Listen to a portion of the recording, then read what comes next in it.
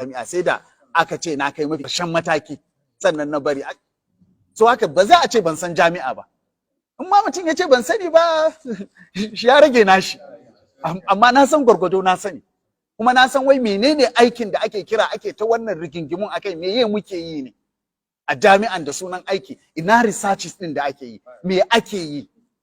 Ba fa a yi, ƙarya ce, piracy ne, a kwakwafo aikin wasu a har hada ai kaza a duk ƙarya ne fa wallahi.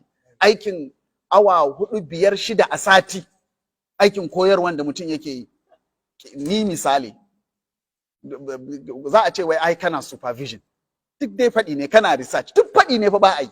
Wasu kila suna yi ɗan ɗaiɗaiku, amma ba za a ce gaba ɗaya ba a yi ba, amma 80% kawo ko hukunci yana ɗaukan aglab ko?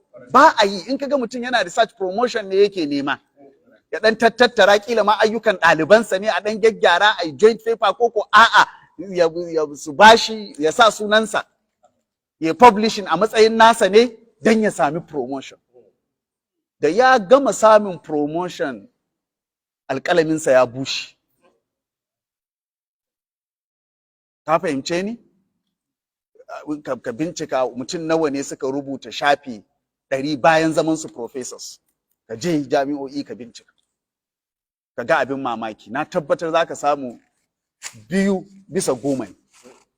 8/10 to bukata ta biya. Shikenan an yi sallama da research. Da ma na promotion ne, gwargwadon abin da yake bukata don promotion, gwargwadon abin da yake yi.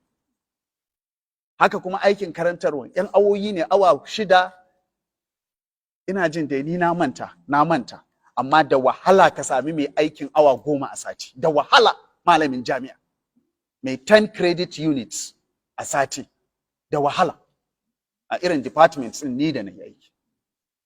Maximum 8. Kamar irinmu ma za a ce ko a bar maku 4, wani lokaci 2 za ka ga wani da shi. Na yi ya kai shekara 3, 4 credit units nake ɗauka a sati.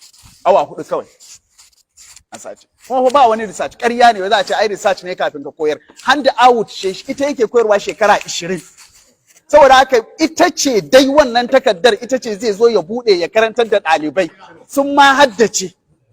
So ba wani research, in an ce maka ana research duk ba gaskiya bane. Wasu ne suna yi ɗaiɗaiku. Ba za ka haɗa kai generalizing ba. Amma majority nake magana akai. Abin da ya koyar bara shi ya koyar bara wancan, shi ya koyar shekara 3 da suka wuce, shi yake koyarwa bana.